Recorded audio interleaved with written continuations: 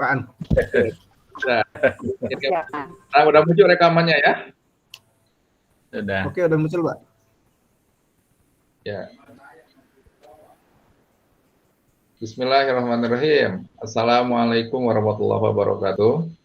Waalaikumsalam warahmatullahi wabarakatuh. Ya. Selamat pagi semuanya. Hari ini kita akan melakukan pembelajaran dengan materi pendidikan yang memerdekakan. Ya. Bapak Ibu sekalian,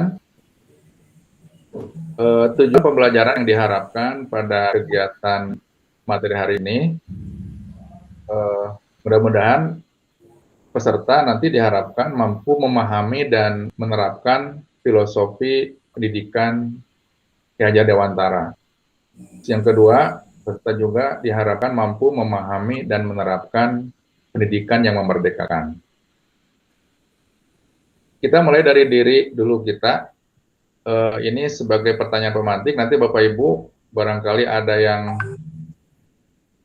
bisa menjawab tentang ini ya. Coba kira-kira apa yang Bapak Ibu ketahui mengenai filosofi pendidikan menurut Ki Hajar Dewantara? Terus apa yang dimaksud dengan pendidikan yang memerdekakan menurut Bapak Ibu? Silakan, ada yang bisa menjawab.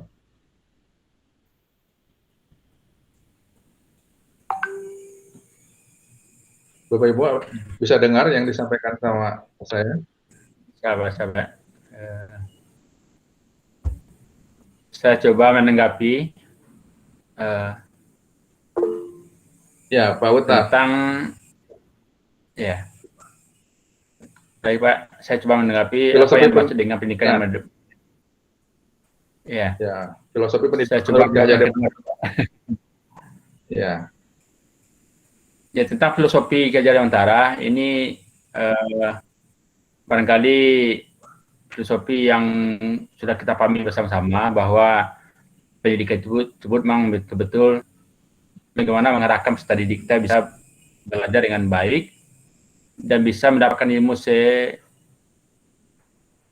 sebaik-baiknya dan mendapatkan pelajaran sebaik-baiknya dari sekolah. Barangkali demikian dulu tanggapan saya, Pak.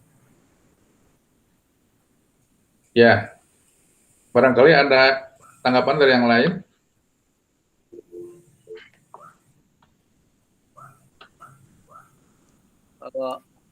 Oke, saya coba menanggapi Pak Suarsa, Pak Aan.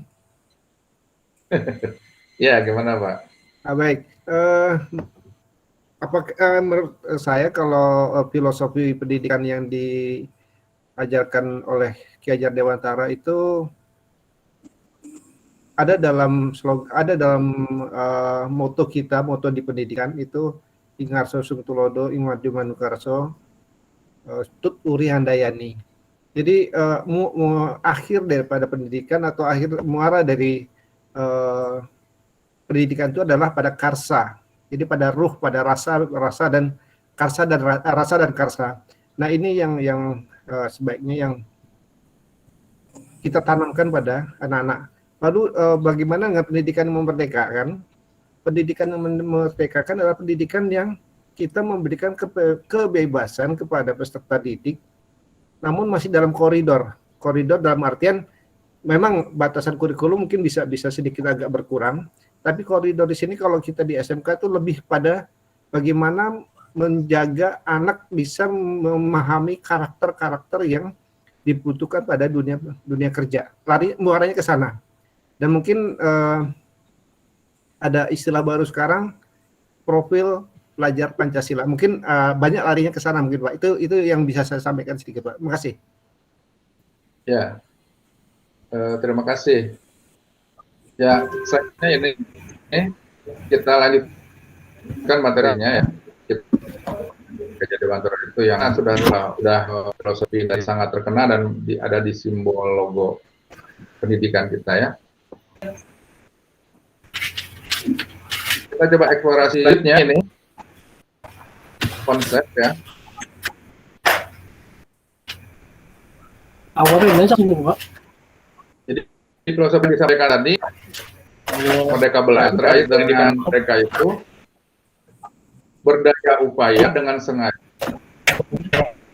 ya memajukan hidup tumbuhnya budi pekerti, baik rasa, pikiran, ruh, dan badan anak dengan jalan pengajaran, teladan, dan pembiasaan yang dengan disertai jangan sampai disertai dengan perintah dan paksaan. Jadi kalau tuturi handayani itu kita mendorong supaya anak bisa maju gitu ya. Terus yang selanjutnya ini berdasarkan quote di atas, tentunya kita bisa mengetahui bahwa pendidikan yang memerdekakan itu terinspirasi dari pemikiran Gajah Dewantara ya, pendidikan nasional. Kita juga bisa lebih memahami seperti apa pendidikan yang memerdekakan itu. Kita harus lebih menggali lebih dalam ya tentang pemikiran beliau gitu. Ini Gajah Dewantara memiliki konsep tentang pendidikan yang didasarkan pada asas kemerdekaan yang memiliki arti bahwa manusia itu diberi kebebasan dari Tuhan Yang Maha Esa untuk mengatur kehidupannya dengan tetap sejalan dengan aturan yang ada di masyarakat. Ya. Siswa juga harus memiliki jiwa merdeka, gitu ya. Dalam artian merdeka secara lahir dan batin serta tenaganya. Jadi jiwa merdeka yang sangat diperlukan sepanjang zaman agar bangsa Indonesia ini tidak didikte oleh negara lain. Coba dari sampai materi ini ada tanggapan dulu dari Bapak Ibu masih terkait dengan filosofi dari Ki Hajar Dewantara. Silakan.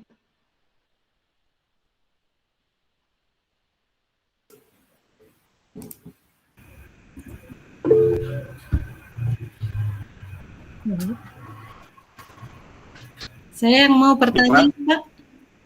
Oh ya, silakan Bu. Tadi sudah disampaikan tentang pendidikan yang merdeka. Pendidikan yang merdeka ini atau pendidikan yang memerdekakan dalam hal ini, merdeka itu yang merdeka yang bagaimana dan apa batasannya itu, Pak? Oh iya.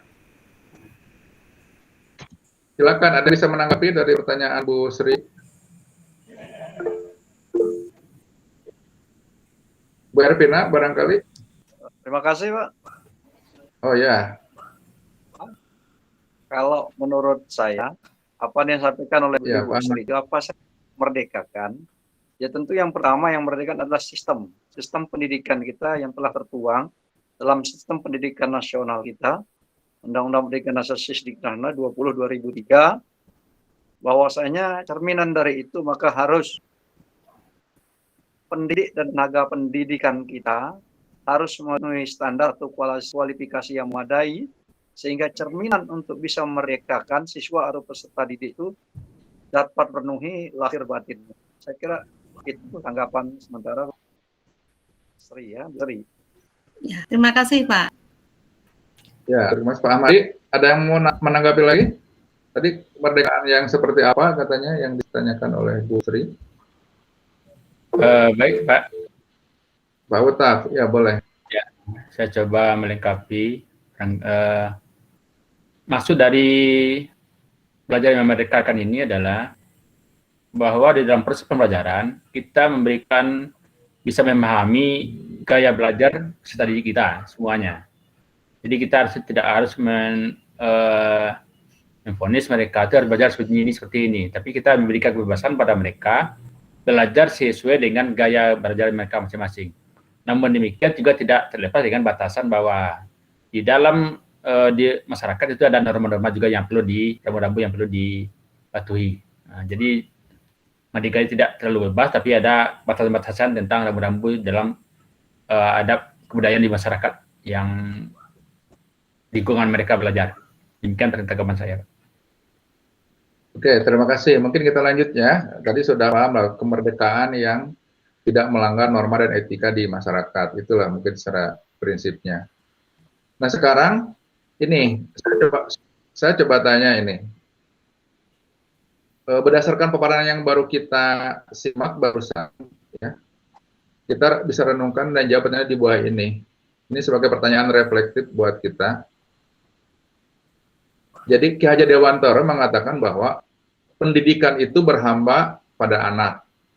Nah, coba dari pertanyaan ini, seperti apa relevansinya kata-kata ini dengan peran kita sebagai pendidik?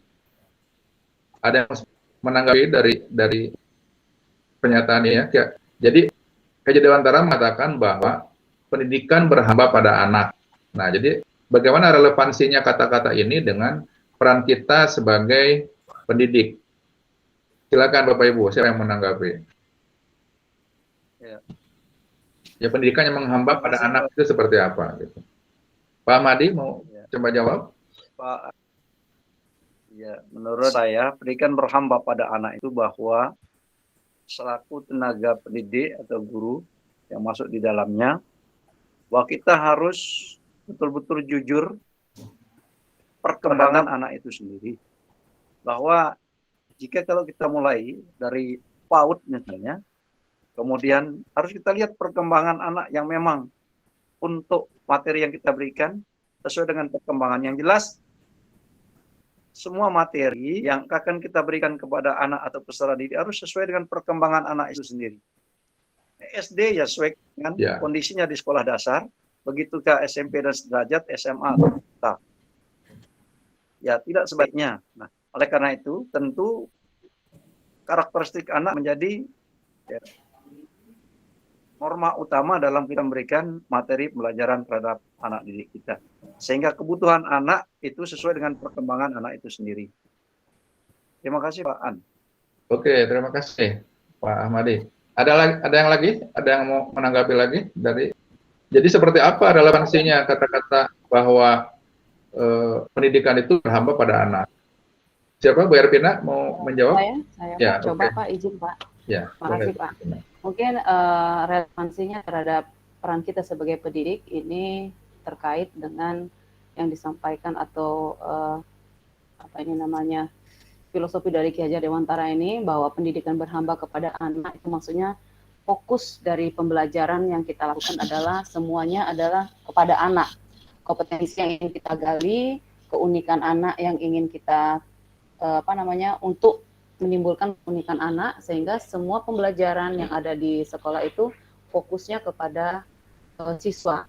Ini ada hubungan erat dengan merdeka belajar tadi kayaknya Pak. Itu menurut saya. Terima kasih. Oke, terima kasih. Mungkin cukup ya. Jadi bahwa pendidikan anak itu berarti apa yang dilakukan dalam pembelajaran itu semuanya harus mengukur pada kompetensi anak dan dilakukan sesuai dengan tingkatan gitu ya, tingkatan kemampuan. Tadi. Ya, kita lanjut ya. Iya Pak. Nah, jadi ya tujuan pendidikan itu menurut Ki Hajar Dewantara adalah menuntut segala kodrat yang ada pada anak-anak agar mereka dapat mencapai keselamatan dan kebahagiaan yang setinggi-tingginya, baik sebagai manusia maupun sebagai anggota masyarakat. Siapa ini untuk merespon filosofi yang ini juga? Bagaimana pemikiran Bapak Ibu jika hal ini diterapkan di sekolah ya? Bagaimana kita menuntun agar kodrat yang ada pada anak-anak itu dapat mencapai keselamatan dan kebahagiaan yang setinggi-tingginya, baik sebagai manusia maupun sebagai anggota masyarakat. Silakan. Ada yang mau menanggapi? Kita lanjut. Iya Pak. Saja. Oh ya, Sob. Ya, Pak yang mau menanggapi. Iya, siapa? Mungkin di sini berkaitan dengan tadi yang pertama itu pendidikan dapat diartikan sebagai bimbingan atau pertolongan yang diberikan dengan sengaja terhadap anak didik oleh orang dewasa agar di sini Ya, Patri mungkin kendala sinyal ya. Karena kurang jelas. Sinyal kayak hilang timbul nih Pak Rik nih. Oke, kita lanjut. Bu Ervina. Kita lanjut aja atau Bu Ervina mau menambahkan? Cukup? Lanjut Pak. Lanjut aja. Silakan lanjut lanjut aja. Ya. Oke. Kita lanjut ke selanjutnya nih, materi selanjutnya. Ini sebagai ruang kolaborasi pendidikan yang memerdekakan. Tadi kita telah memahami mengenai filosofi pendidikan menurut Ki Hajar Dewantara, ya, memahami konsep pendidikan yang memerdekakan. Terus kita mengenal pengajaran yang sesuai dengan capaian atau tingkat kemampuan peserta didik, gitu ya. Terus kita juga memahami pentingnya mengenal, gitu, mengenal karakteristik peserta didik.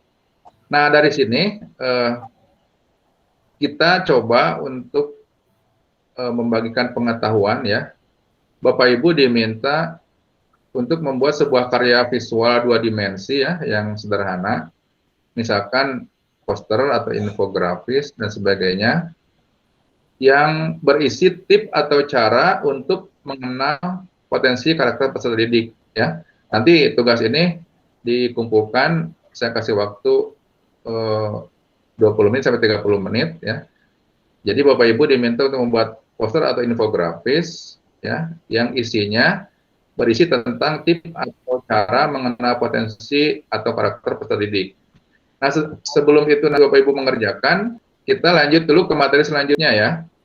Di sini di ruang kolaborasi pendidikan yang memerdekakan, nanti juga Bapak Ibu diminta untuk berdiskusi untuk menjawab beberapa pertanyaan yang akan saya sampaikan, ya, sebagai pemandunya. Pertanyaannya seperti ini: mengapa kita perlu mengenal peserta didik, gitu ya, dalam menerapkan pendidikan yang memerdekakan?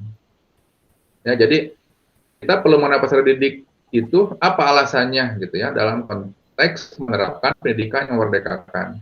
Terus nanti juga ini sebagai pertanyaan panduannya, apa saja cara yang dapat digunakan untuk mengenal potensi atau karakter peserta didik, gitu ya. Coba bisa dijelaskan. Ini nanti mungkin pertanyaan ini nanti jawabannya disatukan dengan tugas yang tadi, ya, yang membuat poster terkait tips atau cara untuk mengenal potensi peserta didik, ya. Jadi nanti tugasnya mungkin kayak ada 2, ya, Bapak Ibu bisa didengar instruksinya. Jadi Bapak Ibu membuat poster, ya, yang isinya tips tentang, ya, mengenal potensi atau karakter didik. Terus yang kedua, diskusi dengan kelompoknya untuk menjawab ini, ya, mengapa kita perlu mengenal peserta didik dalam menerapkan pendidikan yang memerdekakan. Jadi kita harus tahu karakter peserta didiknya.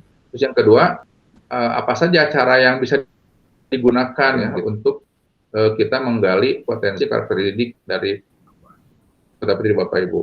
Nah, kita lanjut ke sini, ya. Mari kita memasuki sesi pembelajaran keempat, yaitu modul pendidikan yang memerdekakan, ya. Pada bagian ini kita kembali berefleksi terkait seluruh proses belajar yang sudah kita alami sejauh ini. Jadi refleksi dari apa yang sudah materi Bapak Ibu terima, gitu ya. Nanti dengan coba menjawab pertanyaan berikut ini. Saya sudah buatkan 2 pertanyaan. Yang pertama, nanti Bapak Ibu minta untuk menyebutkan minimal 3 hal baru yang Bapak Ibu dapatkan dari pembelajaran hari ini, ya, atau pembelajaran yang sudah Bapak Ibu laksanakan. Terus yang kedua, apa implikasi filosofi pendidikan Ki Hajar Dewantara, ya, pada diri Anda sebagai guru, gitu. Jadi kan filosofi tadi yang Tuturi Handayani, Ingarso Mangunkarso yang tadi disampaikan itu, apa implikasinya terhadap Bapak Ibu sebagai guru? Dan nanti itu juga pertanyaannya Bapak Ibu jawab disatukan dengan pertanyaan yang tadi, ya. Iya, siap. Ya, terus ini selanjutnya ini di materi terakhir kita. Ini sebagai demonstrasi kontekstual, ya. Bapak Ibu diminta sampai ini kita sudah mempelajari mengenai pendidikan yang memerdekakan berdasarkan filosofi pendidikan yang diajarkan oleh Ki Hajar Dewantara. Jadi harapannya di titik ini kita bisa membayangkan dengan pengetahuan yang sudah didapatkan seperti apa gitu ya profil peserta didik di sekolah kita. Nanti kita coba identifikasi, Bapak Ibu coba gali profil peserta didik di sekolah Bapak Ibu itu seperti apa. Terus nanti juga Bapak Ibu diminta untuk membuat profil peserta didik itu dalam bentuk dokumen online ya. Ya, ini nanti bisa di Google Slide atau di Google Docs. Silakan Bapak Ibu pilih media yang akan dipakai. Ya, jadi membuat profil peserta didik itu dalam bentuk dokumen online. Terus agar dapat membantu pengerjaannya, jadi Bapak Ibu nanti saya kasih panduan seperti apa gambaran profil peserta didik yang Bapak Ibu harapkan gitu ya. Kalau tadi Bapak Ibu mengidentifikasi profil peserta didik di sekolah Bapak Ibu, terus kan nanti mungkin Bapak Ibu bisa menemukan karakter yang beragam gitu, yang sangat heterogen. Nah, kalau di sini nanti tugasnya profil peserta didik membuat menjadi harapan Bapak Ibu gitu. Mudah-mudahan setelah kita mengidentifikasi harapan anak yang akan Ibu hasilkan itu, kita bisa melaksanakan langkah apa gitu ya untuk membentuk karakter yang seperti Bapak Ibu harapkan. Terus yang keduanya, Bapak Ibu juga diminta untuk menyiapkan gitu ya, atau mencetak keterampilan apa yang perlu dimiliki atau dikuasai oleh peserta didik di sekolah Bapak Ibu ya. Jadi nanti ketika sudah kita punya harapan terkait profil peserta didiknya, yang kedua kita harus menyiapkan apa supaya anak didik Bapak Ibu itu memiliki keterampilan yang diinginkan gitu. Terus yang ketiga, ini masih mungkin relevan dengan pertanyaan yang tadi, jadi karakteristik apa yang perlu dimiliki oleh peserta didik dari Bapak Ibu. Sampai sini ada tanggapan dulu terkait dengan materi yang sudah ditayangkan sebelum kita tutup sesi pembelajaran hari ini. Ada yang menanggapi dulu dari semua rangkaian materi yang sudah ditayangkan? Pak Bahar atau Pak Awud? Sudah cukup jelas? Mungkin kaitannya begini Pak, saya kalau boleh tanya ini. Ya. Tugas ini kemana kita kirimnya Pak?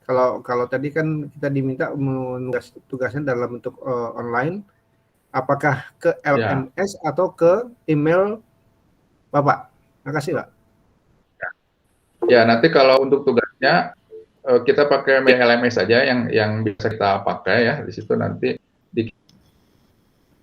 dikirim di kolom kirim tugas gitu nanti. Bapak Ibu terkendala di situ, kalau misalkan bisa kirim via WhatsApp ke nomor saya ya. Via WhatsApp ke nomor saya. Nanti tugasnya supaya lebih gampang kalau misalkan di LMS nanti kesulitan, kan ini juga sekarang koneksi internet kadang-kadang ada yang lain mungkin juga ya. Pertanyaan atau tanggapannya? Udah cukup ya? Jelas, sudah cukup. Cukup ya? Baik, Pak. Ya, udah. Sudah jelas. Terima kasih. Biasanya ku apa? Ya. Bokong-bokong. Biasanya lu. Kita ngaduk ke WC. Mungkin Bapak Ibu, materi pembelajaran hari ini cukup disampaikan sampai di sini. Mudah-mudahan kita lebih bisa memahami terkait dengan filosofi pendidikan yang diajarkan oleh Gajah Dewantara. Terus juga lebih bisa untuk mengidentifikasi karakteristik peserta didik, supaya kita bisa membentuk karakter peserta didik kita sesuai apa yang kita harapkan gitu ya. Sekali lagi terima kasih atas perhatiannya. Mohon maaf jika ada kekurangan kesalahan. Kita tutup dengan ucapan hamdalah bersama-sama.